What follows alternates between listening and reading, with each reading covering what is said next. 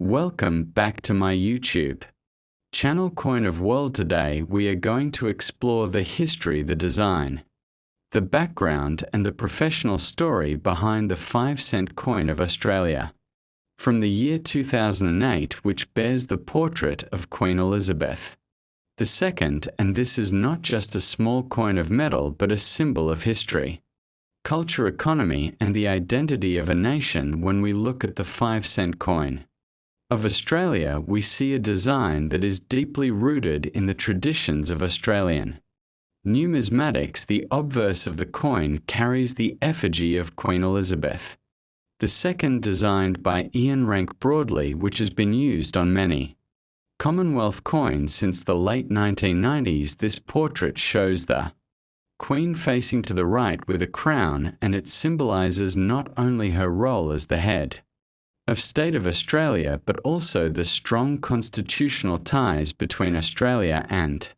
the monarchy of the United Kingdom. The reverse of the coin features the echidna, which is one of the most unique and distinctive animals of Australia. It was designed by Stuart Devlin, who was the goldsmith and jeweller appointed as the official coin designer for the decimal coinage of Australia in 1966. The echidna, also called the spiny anteater, represents the incredible biodiversity of the continent, and its placement on the 5-cent coin reminds us that the currency of a nation can also carry a message about its natural heritage. The 5-cent coin was introduced in 1966.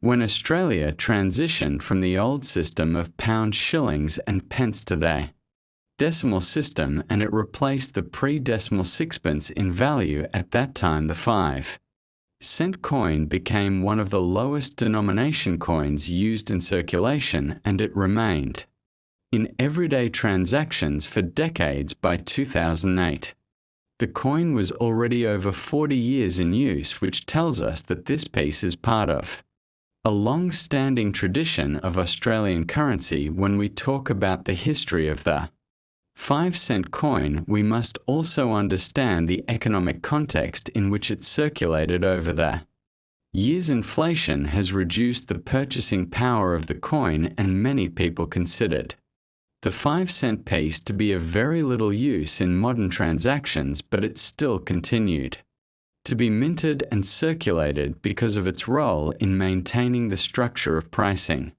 and transactions in the economy. In 2008, millions of these coins were struck at the Royal Australian Mint, which is located in Canberra and serves as the main institution responsible for producing the circulating coinage of Australia.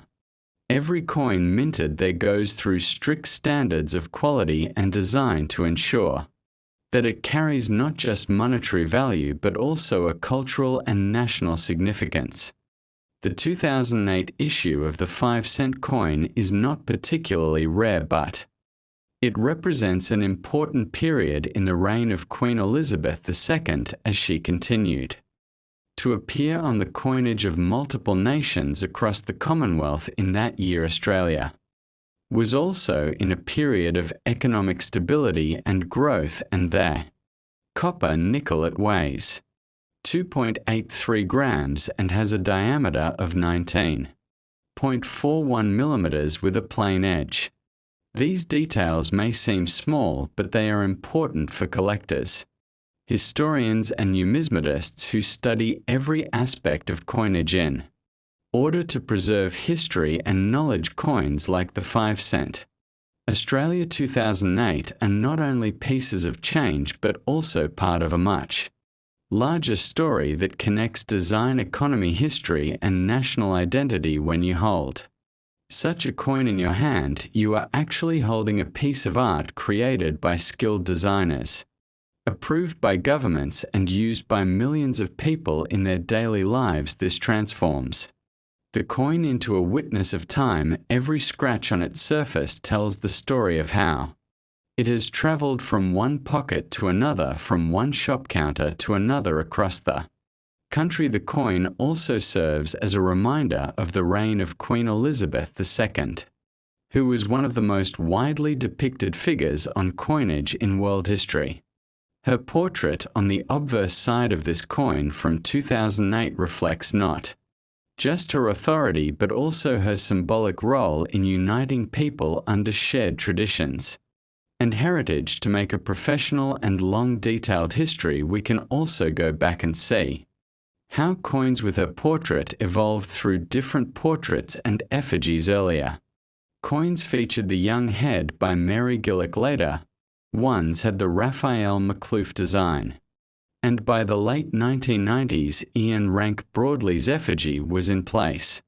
Each of these portraits reflects different stages of the life of the Queen and different eras in the history of the Commonwealth. Similarly, the echidna design by Stuart Devlin is part of a much larger series of Australian decimal coins where every denomination featured a native animal. For example, the 1-cent coin had the feather-tailed glider, the 2-cent coin had the frilled neck lizard, the 10-cent coin had the lyrebird, the 20-cent coin had the platypus, and the 50-cent coin had the coat of arms. This systematic choice of designs shows how Australia used its coinage to celebrate its wildlife and identity in a unique way. If we expand our history even further, we see that coins have always been more than just tools of trade. They are reflections of art, politics, and society. The 5-cent coin of 2008 may seem small and simple, but it connects us to the